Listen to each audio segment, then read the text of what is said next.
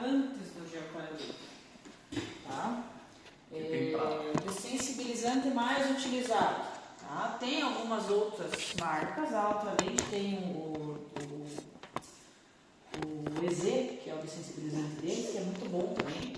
Mas o que a gente mais utiliza por questão de custo-benefício é o KF. Tá? Tem o KF 2% e 0,2%. Para clareamento de consultório, 2%. Tá? O que esse cara tem na composição? Fluoreto de sódio, que vai ter ação oclusiva, né? Então vai obliterar túbulo dentinário, impedindo que eu tenha maior penetração de peróxido na polpa, né? Coisa bem básica. Mas principalmente a ação neural, que vai ser advinda do nitrato de potássio. O que o nitrato de potássio vai fazer? Ele vai impedir a repolarização dessas fibras nervosas. Então, por isso que ele tem essa ação neural. E é por isso que ele precisa ser aplicado antes do gel clareador.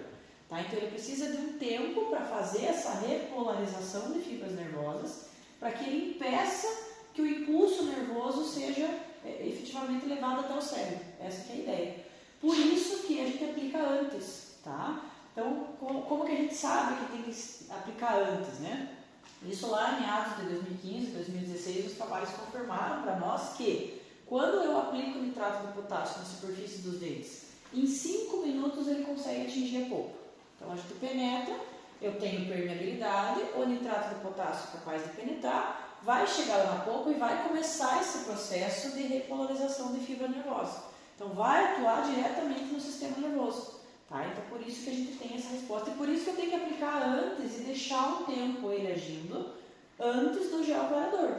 Tá? A gente já vai ver que não adiantou, infelizmente. Então vamos tentar utilizar o tempo e tentar colocar o nitrato no produto clareador. Não dá. O peróxido de hidrogênio, ele é mais... Tem nada desconectado no seus lock.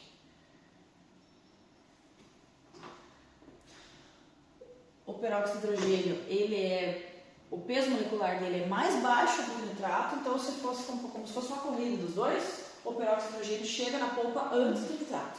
Né? Então, realmente, dessensibilizante no produto clareador não deu certo. Tá? Aí não pode ser depois? Depois não adianta, porque daí o produto já penetrou e já o impulso nervoso já está consegue. Aquela história de 5 minutos antes e 5 depois, então... Caiu por terra. Já vou te mostrar que um dos meus trabalhos testou isso. A gente aplicou antes e depois, e o depois não adianta. O estrago já está feito. A resposta inflamatória já está acontecendo. Tá? Então, depois realmente não adianta. Então, quando faz clareamento caseiro, só resolve se o dentista fizer... Antes também. Então, a gente vai fazer da aplicação intercalada do dessensibilizante. Tá? Assim, é muito difícil. Desde que eu me formei, não teve nenhum paciente de clareamento caseiro que precisou até hoje usar dessensibilizante. Esse caso, assim, foi um paciente com limiar de dor muito baixo. Amiga da minha irmã reclamou pra ela, e ela falou comigo, né? Só que ela dormiu. Eu falei pra não dormir, né? Então, isso. O primeiro passo é isso. Tenta não dormir. 4 horas diárias. E ver a concentração. Às vezes está usando lá 22% e está dormindo com 22%. Aí você não der sensibilidade, tem que jogar na Mega Sena, né? Porque é difícil de não dar. Tá? Então tem que ver a questão da concentração, o tempo que está usando, para daí ver a necessidade. Está usando muito concentrado. Desce por 10%. Vai clarear igual e a sensibilidade tende a ser bem menor. Tá? E aí a briga na literatura, e a rainha do clareamento veio falar para mim, né? Esses tempos veio brigar comigo em rede social que não funcionava. Então, assim, milhões e milhões de trabalhos. Desde lá de 2009, que foi esse aqui que foi um dos primeiros que veio trazendo informação de que aplica dessensibilizante antes do clareamento porque é efetivo, né? Os pacientes relatam menos sensibilidade. É controverso, né? A maioria dos trabalhos diz que deu diferença, um ou outro que realmente não deu diferença, né? Esse aqui é o que eu fiz lá em 2019, que a gente aplicou antes e depois. O que a gente concluiu? Que aplicar depois não adianta. Os pacientes não tiveram redução de sensibilidade. Aí na explicação, né, o que a gente explicou na conclusão desse trabalho, que realmente o aplicar depois, a reação inflamatória já aconteceu. O peróxido já penetrou e a partir do momento que o peróxido chega em contato com a polpa, a reação inflamatória já está acontecendo. Coitado do nitrato chega depois e não vai fazer nada, não tem o que fazer. A resposta inflamatória já foi para o cérebro. Ele não consegue mais agir no sistema nervoso central. Né? Então, realmente, aplicar o dessensibilizante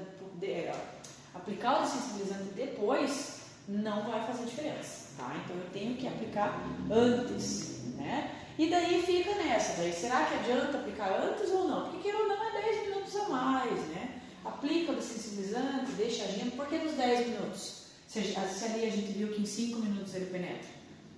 É um tempo que já foi comparado também, que em 5 minutos ele leva para penetrar. 5 minutos ele vai ficar agindo lá dentro. Tá? Então ele está agindo. 10 minutos é um tempo que não é muito exagerado. Se você quiser deixar 15 minutos, pode, mas daí é 5 minutos a mais do teu tempo clínico. Então assim, é 10 minutos que a gente tem como protocolo seguro da aplicação do dessensibilizante. Tá? Então no ano seguinte a gente publicou essa revisão sistemática e o que a gente concluiu, né, com ela? Não posso dizer que todos os pacientes que vão usar o dessensibilizante não vão ter nada de dor, mas a tendência é que realmente diminua a sensibilidade. Aí vai ter aqueles que, não quero usar 10 minutos a mais, né? Mas eu não tenho problemas na mudança de cor. O dessensibilizante não vai agir, não vai fazer nada no resultado do clareamento. Então por que não aplicar? Se o benefício é maior do que o risco. O que vai ter de risco nesse caso? 10 minutos a mais de tempo, só. Então eu tenho, não sei vocês, eu tenho como protocolo aplicar dessensibilizante. Eu aplico sempre, 10 minutos, deixo agindo ali antes do clareamento, tá? Então a gente consegue realmente reduzir a sensibilidade. E luz no clareamento LED, qualquer coisa do tipo, né? Então teve uma época que se pensava que qualquer tipo de LED, iluminação, né? Qualquer coisa que gerasse aquecimento, o que acontece no aquecimento? Vai aumentar a agitação de moléculas. Teoricamente, melhoraria o resultado do clareamento. Né? Então, essa que era a ideia inicial. Diferente de laser. Tá? Então, tem aparelhos de laser e às vezes o paciente confunde isso também. Acha que o LED ali é o laser. Tá? Então, nesse caso aqui, a gente está considerando LED. Um aparelho fotopolimerizador. Né? Então, teve uma época que o povo vinha e ficava com foto ou esse violeta da MM Optics, você viu? É um povo que faz, que chama de fotoclareamento, né? Que é um aparelho que ele tem esse formato. Aí fica em cima ali. Tá? O que é isso? É só para aquecer geoclareador. Tá? Então, aquecer geoclareador para, teoricamente, com maior temperatura, aumentar a agitação molecular e fazer com que tenha uma maior efetividade do clareamento. Já isso foi testado milhões e milhões de vezes. E o que acontece? Maior aquecimento do gel vai aumentar realmente a agitação molecular, ele vai começar a agir mais rápido, mas o que vai começar a acontecer com a sensibilidade? Vai lá em cima. E no final das contas, ninguém vai clarear melhor do que ninguém. Tá? Então o clareamento vai acontecer do mesmo jeito, aquecendo ou não, só que a sensibilidade é lá em cima. Tá? Então não é recomendado usar nenhum tipo de aquecimento, de LED, de luz, de qualquer coisa que seja. Não precisa. Tá? Então eu até publiquei uma vez, brincando, que o único momento que você vai usar um aparelho fotopolimerizador no clareamento é para aplicar, para polimerizar a barreira gengival, só. Fora isso, não precisa. E infelizmente tem gente que tem como protocolo aplicar luz. Né? Então essa revisão, a Bianca é uma menina que fez doutorado comigo e ela fez uma revisão sistemática em rede. Ela pegou qualquer tipo de lâmpada, de LED, de qualquer coisa com luz e fez uma revisão, assim, analisou coisa com coisa e concluiu que a combinação de todos esses tipos de luzes e todos os tipos de géis, nenhum deles traz nenhum tipo de benefício, só aumenta a sensibilidade. Né? Então realmente não tem por que utilizar. Não aumenta, nenhum dos sistemas não aumenta a mudança de cor, não melhora a mudança de cor, a efetividade. Né? Então por isso a gente realmente não indica nenhum tipo de fonte luminosa. Tá? Então feita a aplicação lá todo o clareamento do consultório, né? Vimos bem a barreira gengival, a parte de sensibilidade, já vamos falar mais um pouquinho de sensibilidade. Tá? Final, vou remover lá ou sugador cirúrgico ou sugador de endo, né? A gente consegue tirar bem o excesso do gel e daí remove a barreira gengival como um todo ali e vida que segue. Tá? Daí vão perguntar, né? A questão do intervalo entre as sessões. Não sei o que vocês têm como protocolo, quanto tempo vocês deixam? Eu normalmente falo 5 dias. 5 dias? Uhum. Eu geralmente, como eu não atendo todos os dias, eu atendo segunda e terça, né? E quarta de manhã. Às vezes de segunda para quarta eu acho um tempo curto, tá? Então geralmente eu marco para a semana seguinte. Mas isso é por causa do meu intervalo de trabalho. Provavelmente, se eu atendesse de segunda a sexta, eu marcaria tranquilamente o intervalo na mesma semana. Segunda e quarta, segunda e quinta, né? Então já teve trabalho que testou isso. Então eles testaram 2 dias e 7 dias e não teve diferença, né? Então dá para vocês deixarem aí no mínimo 2 dias, tá? Então tenham como protocolo no mínimo 2 dias. Por quê? Porque a reação inflamatória, lembrem que o auge da reação inflamatória é 48 horas, tá? Então é só para a gente conseguir reduzir ao máximo essa reação inflamatória que o produto clareador pode gerar. Só isso, tá? Então se eu quero deixar 2 dias, se eu quero deixar 7 dias, fica a critério do profissional e do paciente, tá? Realmente na efetividade do clareamento não vai mudar, ok? Então só por conta da reação inflamatória mesmo. Isso aqui já viram falar? Já. Vou fazer polimento depois do clareamento ou não vou? Precisa? Não precisa, tá? Então a FGM, lógico, tem como protocolo deles indicar para gastar a pasta de polimento deles. O que acontece? Então, estudos mais antigos já mostraram que o clareamento pode levemente alterar a rugosidade superficial do esmalte, né? Isso a gente sabe que realmente acontece. Mas depois que eu removo esse produto da superfície, a saliva vai reidratar ali e poucas horas depois a gente já tem isso resolvido, tá? Então o polimento, teoricamente, dental seria para controlar essa rugosidade que o clareamento pode deixar, tá? Mas em condições normais, se eu respeito a orientação do uso do gel clareador, a saliva vai reidratar isso aqui depois e vai se resolver. Não precisa fazer polimento. Agora, diferente de um caso, por exemplo, o paciente vai trocar todas as restaurações estéticas. Se o gel clareador altera a rugosidade superficial do esmalte, altera a rugosidade superficial do material restaurador também.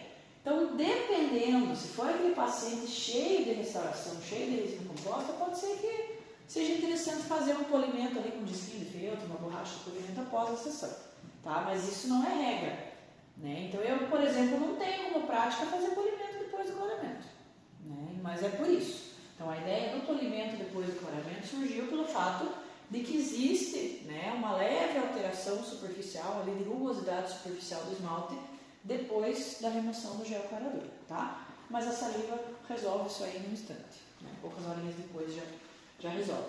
Por isso, inclusive, que a gente não deixa para fazer a medição de cor, por exemplo, eu não venho com a escala de cor e vou analisar o quanto que clareou na mesma sessão, no final, né? Porque a saliva vai reidratar, vai remineralizar, né? Então, no começo da próxima sessão é que a gente vai analisar o quanto que mudou de cor, tá?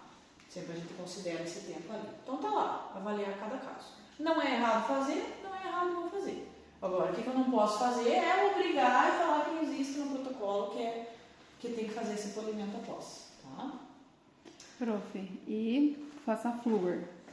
E quando eu aprendi na faculdade, mesmo esquema. A gente é a questão da rugosidade. Aplicava flúor. Ela levou, né, aquela espuminha lá, Isso. aplicava e deixava. Não é para sensibilidade, então. Isso porque que na verdade a sensibilidade, o flúor na sensibilidade resolveria como uma ação oclusiva antes. Talvez uma ação antes do clareamento, usar o flúor antes. Um paciente que já tem a sensibilidade prévia, entendeu? A utilização após é por causa dessas alterações de superfície, que vai desmineralizar um pouco, então o flúor teoricamente ajudaria na remineralização também. Entendi. Né? A fornecer mais íons ali para que favorecesse a remineralização.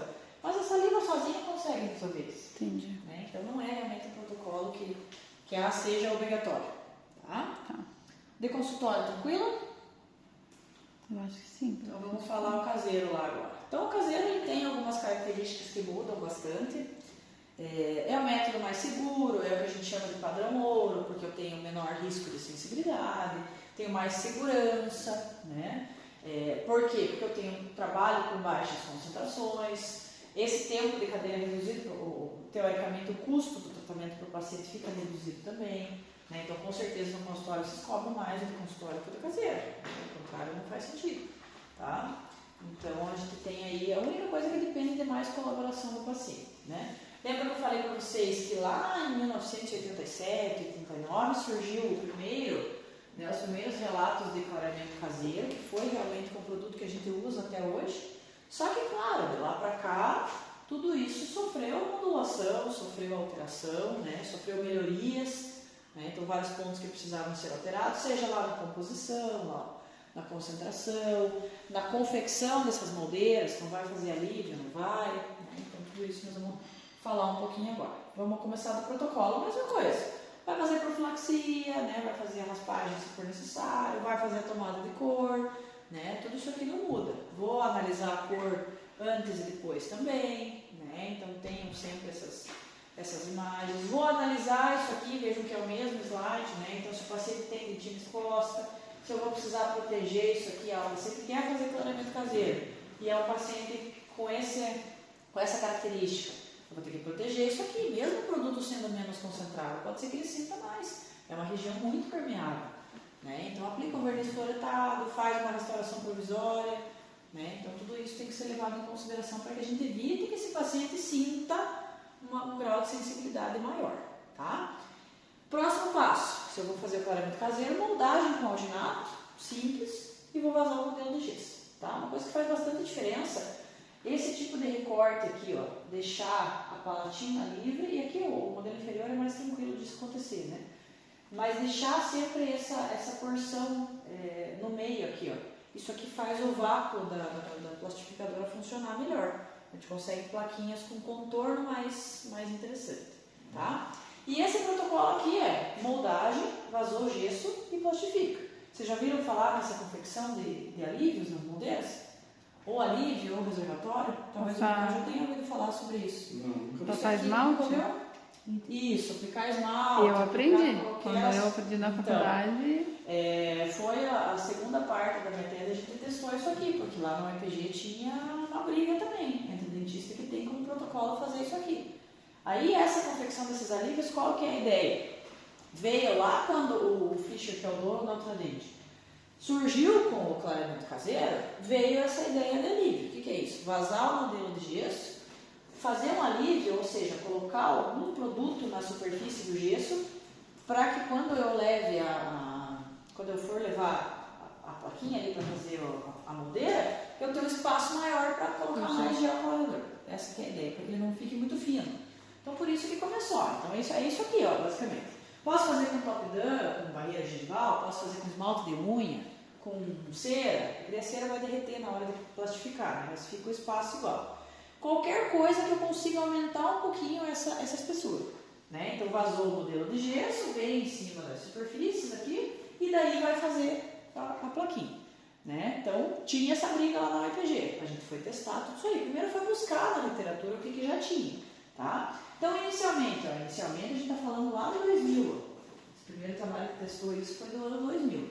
Eles, né, concluíram que realmente isso poderia ser positivo, porque se eu tenho mais espaço entre o dente e a moldeira, teoricamente vai mais produto, teoricamente vai clarear mais. Essa que era a ideia. Por isso que se tinha esse, né, olha lá, então, maior acúmulo de gel nesse espaço que foi criado, maior eficácia clareadora. Só que os próximos trabalhos já começaram a negar isso, né, que era um tempo de confecção a mais, né, que você tem que ter um tempo laboratorial a mais, e que não é a quantidade de produto que vai fazer clarear ou não. É a questão do tempo, da concentração, né, do tempo de uso, tá? Então começou-se a ter essa controvérsia, tá? Só que esses estudos iniciais são muito ruins, né? Foram muito mal delineados. Então, foi eu lá e a professora Alessandra fizemos uma revisão sistemática. Pegamos toda essa galera aqui que já tinha feito esse tipo de trabalho e fomos analisar. Aí que a gente viu que os estudos eram ruins, né? Então aqueles primeiros clínicos que surgiram ali, ó, tanto esse quanto o anterior e mais uns, eram assim, estudos tendenciosos, ou seja, eu vou pegar o grupo de vocês aqui, vou dividir vocês em dois grupos, vocês vão fazer esse, vocês vão fazer esse. Isso não é estudo randomizado, né? Então dentro da ciência a gente tem várias formas de saber se os estudos são bem delineados ou não, né? Aí nessa revisão a gente viu que tudo isso, que eu não tinha resposta realmente para confirmar se o uso do reservatório era bom ou não, porque os estudos eram ruins. Os estudos clínicos eram ruins. Aí o que a gente concluiu com esse trabalho? Que tem que ter um estudo clínico melhor. Tem que ter um estudo clínico randomizado, cego, ou seja, o avaliador não sabe a qual grupo que ele está avaliando, tá? Então foi isso que a gente fez aqui no próximo. Pegou lá grupos de não lembro quantos pacientes tinham, acho que 45 de cada lado. Isso também, né, o número o cálculo amostral é uma coisa importante também. Aqueles primeiros ali, o autor pegava lá, eu quero fazer aqui com 5 pacientes de cada lado. E vai lá e publica o estudo, né, consegue publicar. Tá? Então aqui a gente fez o estudo certinho, randomizado, cego e tudo mais. O que a gente concluiu nesse? Não fez diferença nenhuma. Então aqui, já viram falar no estudo do tipo boca dividida? Boca dividida é isso aqui, a gente pega o mesmo paciente, então você vai participar ao mesmo tempo dos dois grupos, tá? Metade da tua arcada dentária vai ter reservatório, como nesse caso, e a outra metade não. Então isso é uma falta do nosso modelo. Então dessa maneira a gente consegue fazer com que um paciente participe ao mesmo tempo dos dois grupos e a gente reduz o número amostral, né? Então ao invés de fazer, por exemplo, 90 pacientes, 45. eu faço 45, entendeu? Então a gente acaba ganhando, né? E eu consigo saber também a resposta no mesmo paciente. Só que muitas vezes o paciente, ou ele pode ser cego ou não. Aqui nesse caso, como era pouca alteração e a gente entregava a plaquinha para ele não conseguia perceber a diferença de que um lado tinha 1 milímetro a mais ali de espessura do que do outro. Então a gente tem tudo isso documentado. Por exemplo, o paciente a gente identificava, né? O paciente 43, a gente sabe que um lado direito dele, por exemplo, era o lado experimental e o lado esquerdo dele era controle, mas ele não sabia. Então ele preenchia as escalas de dor lá, aí a gente analisava se ele teve, por exemplo, mais sensibilidade de um lado do que do outro, né? Então isso geralmente, em estudo clínico a gente faz bastante esse estudo do tipo boca dividida, tá? Diferente do estudo paralelo. Diferente do estudo paralelo é eu dividir isso aqui em 2 caras. Então, por exemplo, eu vou fazer a minha plaquinha inteira sem alívio, sem os reservatórios, e a outra pessoa vai fazer a boca inteira com reservatórios. Tá? Não significa que um é melhor ou é pior, depende do tipo do estudo.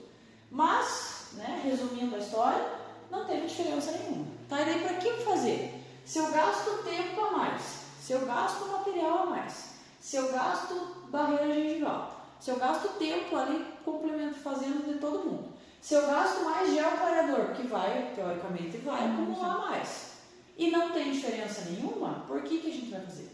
Não tem porquê. Né? Então a gente foi realmente concluindo que não tem a necessidade nenhuma de fazer de ter esse tipo de prática. E tem bastante gente ainda que tem como costume fazer.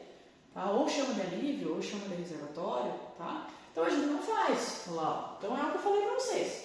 Faz o exame inicial, moldagem paginato, vaso gesso e leva na plastificadora. O máximo que a gente vai fazer é pegar uma sonda, algum instrumento, tirar umas bolinhas aqui, ó, e só. E plastifica aqui em cima mesmo. Tá? Até vou confirmar se tem plastificador aqui pra gente usar amanhã, senão eu tenho que trazer no consultório. Tá bom? E aí o plastificador tem de algumas marcas diferentes, né? Tem essa ali da BioArt, essa. Vocês têm plastificador no consultório ou vocês mandam pro protético? Não tem. Tem? Pra mim é Então arcaico. é aquilo ali, né? Vejam que esse modelinho aberto aqui, ó, isso aqui faz bastante diferença. O vácuo ele consegue puxar melhor quando tem modelo de gesso aberto. Então, mas aí o problema é assim, eu compro a plastificadora, Certo. mas aí eu vou ter que ter um recordador de gesso. Eu não tenho lá, eu Não cuido bem na hora de vazar o gesso. Você Eu já viu, deixo né? o gesso sem preencher, entendeu? Então eu sei lá, eu estou moldando o paciente, que é que eu estou trabalhando sem auxiliar agora, né? Então eu mesma que vou vazar lá. Sim. Mas ali no outro consultório que a gente tinha, eu já falava para ela, olha, para moldeira de clareamento.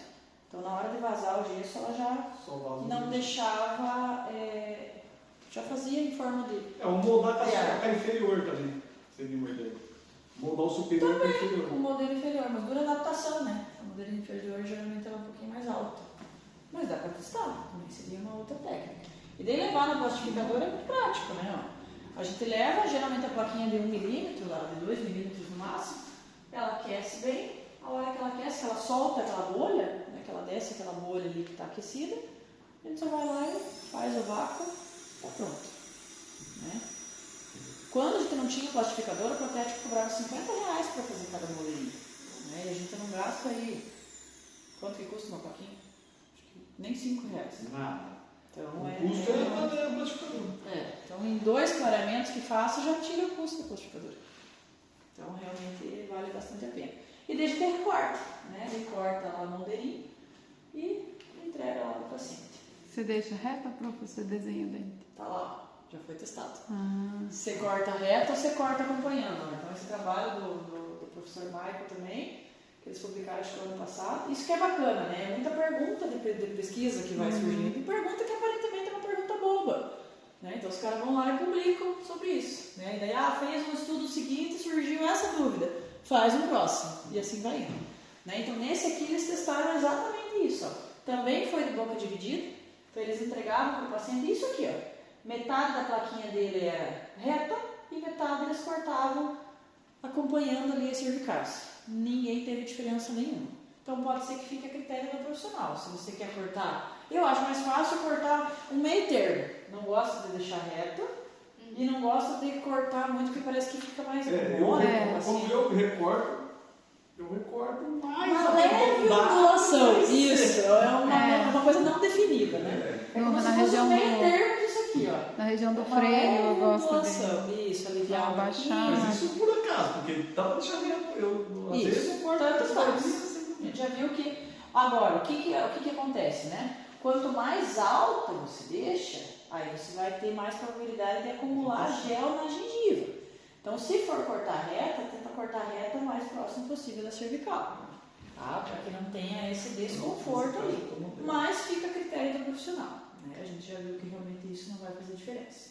E daí, qual produto que eu vou indicar para o paciente? É aqui que todo mundo complica um pouquinho a vida, né? Ou se complica ou complica a vida do paciente. Então, tem basicamente 2 grupos de produtos que a gente pode utilizar. O que a gente chama de, entre aspas, noturno, embora não seja mais indicado usar durante a noite toda, tá? Mas que é o peróxido de carbamida, que é o mais seguro para clareamento caseiro. Né?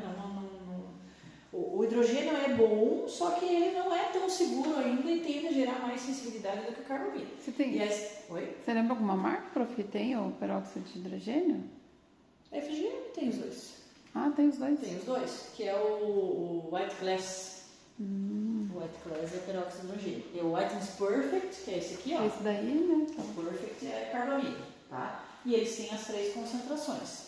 E tem o White Glass, que é o de hidrogênio. Tá no próximo ali.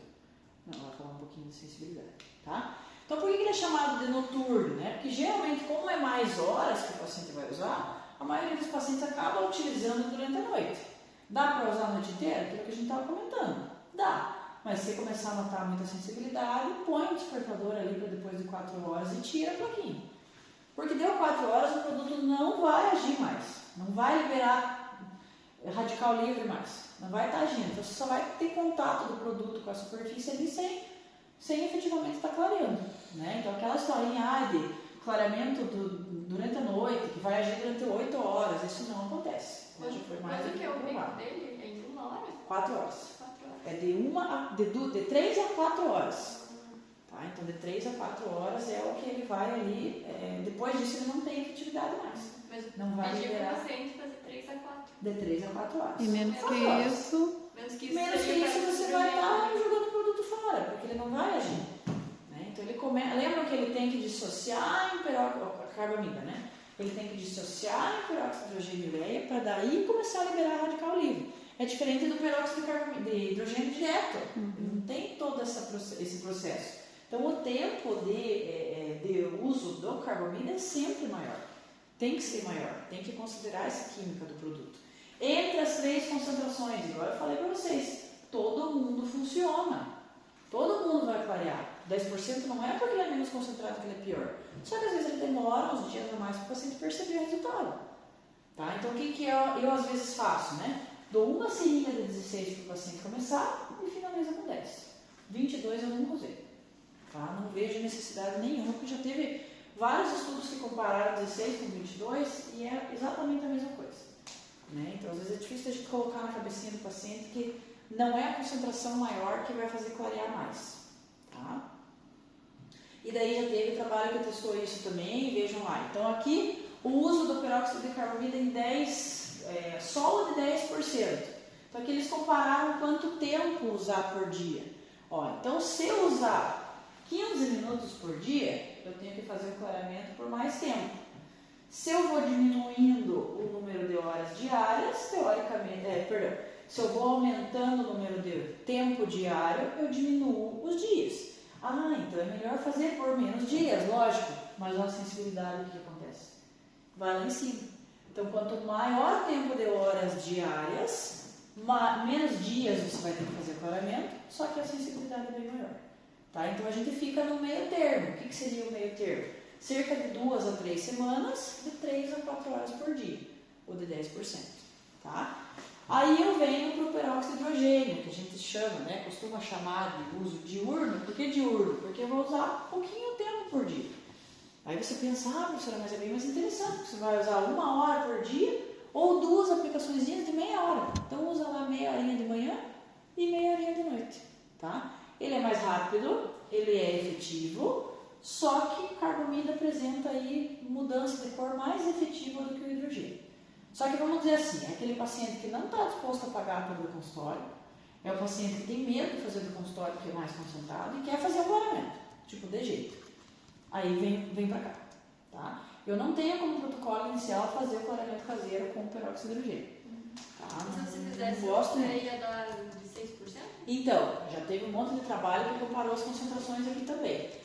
10%, 4%, todo mundo clareia igual. O que muda? Sensibilidade. É aquele mesmo esquema. O paciente vai, às vezes, demorar uns dias a mais para perceber o começo da mudança de cor. Tá? Mas assim como eu eliminaria das vendas o carbamida 22%, o hidrogênio a 10% também, ao meu ver, poderia ser queimar tudo eles das dentais. Né? Não tem por que usar. O risco de sensibilidade realmente aumenta muito. E veja que o protocolo de uso é o mesmo. Então por que eu vou sujeitar o paciente a sentir sensibilidade a mais? Não tem porquê. Né? Então eu gosto de hidrogênio 10%.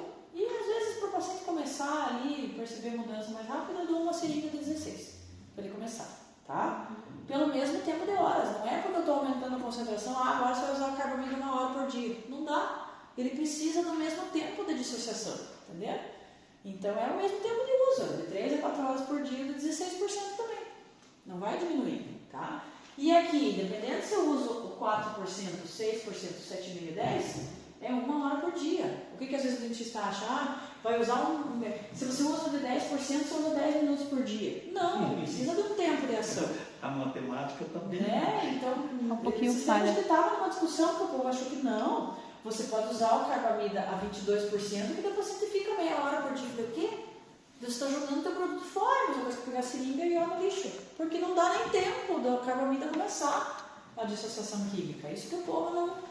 Né, acaba confundindo um pouco, tá? Então aqui, ó, usou carbamida 3 a 4 horas diárias, tá?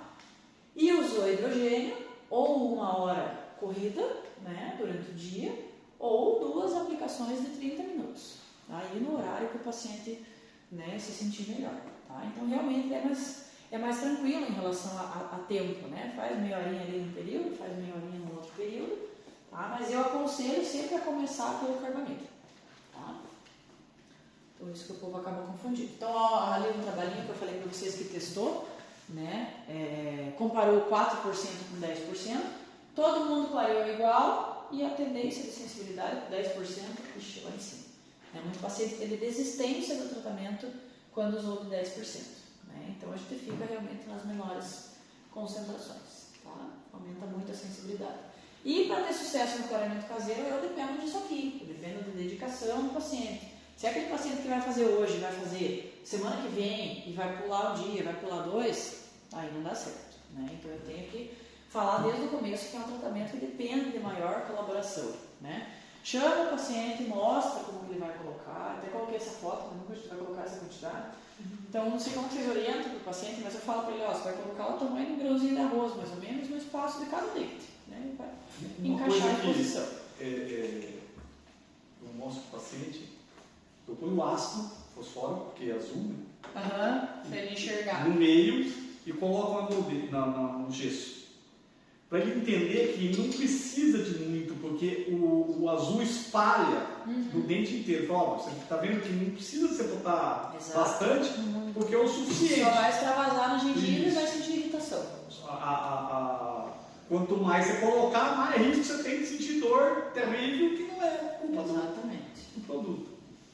porque eles são transparentes, né? Não dá para mostrar ele. Tem boca, parece que não provou direito. Todos são transparentes. Não me pergunte por quê, mas todos os clareadores de todas as marcas têm o gel transparente. E às vezes o paciente fica meio confuso. Já tive paciente que pegar a seringa e falar, mas tem alguma coisa que tem, é transparente, né? Todos eles, independente da marca. Talvez não se consigam colocar um corante ali, alguma coisa que acabe interferindo. Me atrapalha. Eu acho Vou que ligar pro Mike quando ele fazer o estudo. Ó, bota o corante aí, se tá certo. às vezes é para diferenciar ele do ácido, né? Porque já teve algumas, pelo menos na internet, a gente vê que o secretário entregou o paciente e entregou ácido. Nossa, imagina, a seringa é Fluorídrico, parecida, né? fosfórico Pode ser. no lugar. Mas geralmente é transparente. Então orienta esse paciente, né? Eu não sei como vocês costumam fazer esse retorno. Geralmente eu entrego para o paciente no começo 2 seringas e peço para ele retornar quando terminar essas 2. Aí eu vou reavaliar a cor. Vejo o que já clareou, como que está esse resultado, pergunto para o paciente como que foi. Questão de sensibilidade, já vamos falar mais um pouquinho mais sobre isso. Geralmente o paciente do caseiro não sente, é muito difícil, né? Mas se sentir, se é um limiar lá embaixo, a gente vai intercalar com o sensibilizante. Não sei se você vai falar disso, prof, mas você trabalha dentes diferentes ou trabalha sempre colocando em todos os dentes ou alguns dias eu em oriento o canino? paciente que os molares não precisa. Eu falo para ele, ó, esses dentes do fundo aqui que são os maiores, não precisa você colocar. É porque Mas eu falo para ele colocar de pré a pré. lá na outra clínica que eu tô, ela fala a maioria para usar em 5 dias só canino. Ah, eu já ouvi falar E isso. depois Não, eu acho usar loucura. tudo. Eu acho Usar loucura. com todos, né? Porque Pela- assim, é porque remoção ela- de pigmento, lembra? Vai chegar um ponto que não vai ter pigmento mais nesse dente. Então eu prefiro ir clareando tudo ao mesmo tempo. Entendi. Eu já vi assim falar também, a menina que. A menina não, a mulher que atende lá na sala do lado do nosso, eu já vi ela falando, usa mais tempo nesse canino. Mas assim, não vejo necessidade, não vai fazer diferença. Eu prefiro clarear todo mundo ao mesmo tempo. Tipo, no final todo mundo vai ficar igual. Todo mundo vai ter o mesmo resultado. Se não teve, é porque realmente aquele dente tem mais dentina e não tem mais pigmento. Entendi. Mas não tem nenhum trabalho assim que nos confirme isso. Prof, você falou sobre a remoção do pigmento e sobre a degradação do colágeno, que deixa mais branco. Mas é que daí tem a ver com a desidratação. É aquilo que a gente falou. Por isso que eu não vou. De imediato, quando eu tiro ali o afastador e tudo, o dente está mais branco do que provavelmente ele vai ficar. Então, às vezes, eu vou medir a cor no final da sessão ali, degradou colágeno, desmineralizou, desidratou. Vai estar, sei lá, no B1, por exemplo. Na próxima sessão que já reidratou, já remineralizou, já regularizou a questão de colágeno e tudo, vai estar no A1, entendeu? Que é a cor. Quando Efetivamente eu degradação ficou. do colágeno, eu entendi que ia degradar, ia ficar branco e isso aí ficaria pra sempre. Então ele vai voltar sobre o colágeno? Mas é que o colágeno está lá na dentina, né? O colágeno está lá dentro do túbulo dentinário. Aí essa questão do colágeno é uma coisa meio incerta, ainda, teve aquela dúvida cientificamente se falando. é sobre o colágeno vai degradar, ficaria pra sempre. O clareamento não serviria pro resto da vida? Se a gente não consegue fazer pesquisa sobre isso, né? Mas é que assim, daí você vai ter agregar mais pigmento diferente desses que você degradou anteriormente, entendeu? Então assim, o clareamento teoricamente, se você fez num dente que inicialmente era A3,5, ele não vai mais voltar a ser A3,5. Não vai. Tipo, daqui 1 ano, 2 anos ele vai estar no A2. Mas dificilmente ele vai voltar a ser ao tom que ele tinha lá no começo. O paciente vai fazer um retoque porque às vezes nem mudou teoricamente na escala, mas ele acha que amarelou. Né? Mas assim, ele nunca mais vai ser a cor que era no início. Então aí possa fazer sentido isso que você está falando de que vai ser uma coisa efetiva para sempre, né? Mas ele pode repigmentar de acordo com a dieta do paciente, o paciente que toma café o dia inteiro, já vamos falar sobre isso, o paciente que fuma, vai repigmentar com mais frequência, depende muito dos hábitos, né? Por isso que a gente não tem como fazer um estudo disso só se eu fosse fazer um estudo longitudinal de acompanhar um paciente desde que ele clareia até o resto da vida dele. Difícil de fazer um estudo observacional assim, né? Então, mas é por isso, por tudo isso. A gente já dizia um grande autor de livro, nada para sempre. Não tem como a gente prometer isso, né? Para o paciente, tá? Então, ali, clareamento é orientação. É orientação e é ficar em cima desse paciente para ver se realmente está usando, né? E hoje em dia é igual o Miguel falou no começo, todo mundo é muito imediatista. Então, é raro, é o paciente que já chega E eu explico as duas, eu falo para ele, você sabe como que funcionam as técnicas? Não. Eu já explico de cara. Ó, o caseiro é assim, depende mais da dedicação do paciente. Não vou esquecer. Não vou ter paciência. Então, nem tenta empurrar esse clareamento para o paciente, porque é aquele que realmente não vai se dedicar e não vai colaborar. Né? Aí acaba complicando um pouco, né, a eficácia. Então é isso aqui que a gente vai entregar para o paciente. Né? Aquela história de entregar a pasta dessensibilizante junto, não tem porquê, né? A gente já vai falar sobre isso também. Você vai entregar as plaquinhas, vai entregar o produto, se você quiser anotar ou se quiser falar para o paciente, mas é isso aqui, uma caixinha, as plaquinhas, o produto e orientação. E o paciente vai levar e vai começar o tratamento dele, tá? Bem tranquilo. Aí uma outra opção seria o Palisense Go, que é esse produto aqui da Ultradente. Não gosto muito de usar ele vem em uma moldeira pré-fabricada, tá? Então ele vem, não lembro desse kit quantos, 10 moldeiras, tá? Então ele vem, o que aqui teoricamente seria um clareamento caseiro inteiro já do paciente, mas vamos ver quanto está custando colocar lá o Palisense Go. Deve estar uns 200 e pouco. Então, teoricamente, o que eu teria de custo no clareamento caseiro, 200 reais que seja. Agora caiu a internet. Que seja 200 reais. Quanto que vocês teriam de custo para fazer o clareamento caseiro convencional? Vamos ver ali, ó. Que seja... Ó, vamos contabilizar. Material de moldagem.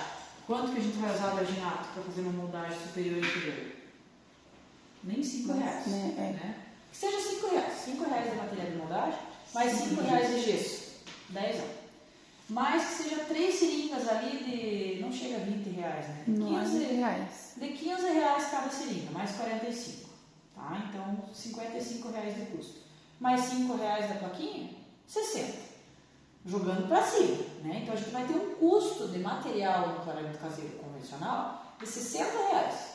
Vejam que aqui vocês têm um custo de quanto? 200 e pouco, tá? Então vocês vão cobrar o mesmo valor de clareamento para usar esse aqui do que para usar o outro, né? E ainda que daí aqui ele vem as moldeirinhas, né? E esse aqui é hidrogênio, ó, hidrogênio 10%, concentração lá em cima. Então o paciente relata a dor usando isso aqui. A única vantagem é que não vai fazer moldagem, né? Ele vem essa moldeirinha e o paciente aperta ali, ele copia o formato dos dentes, tá? Quando que é interessante isso aqui? Quando o paciente não consegue moldar e não quer fazer o consultório, ou seja, um caso raro, né? Que daí ele não vai fazer a moldagem, porque ele já vem com a moldeirinha pré-fabricada e pré-condicionada, o material já vem nessa moldeirinha ali, né? Então fica lá 1 hora por dia e fechou. Então, mas assim, é um produto ruim? Não, ele tem efetividade, só que pode gerar sensibilidade, né? E é um produto mais caro. E não tem para manutenção, né? Porque a do caseiro, se você guarda... Se você guarda a plaquinha, você compra lá uma seringa e eu vendo muito isso. O paciente faz o retoque, né? Que a gente chama, né? 1 ano, 2 anos, 1 ano e meio depois, ele tem a plaquinha lá, ele leva uma seringa e faz o retoque. Fechou. Esse aqui não vem separado, ele só vem aqui de completo. Então daí a gente teria que ter, compra o kit e daí vende lá uma separada para o paciente. Né? Então assim, não é um produto ruim, mas tem essas características. Estou sem luz de vez. Então, né? Talvez seja... Por isso que caiu a internet, então. Por isso. As suas fechadas.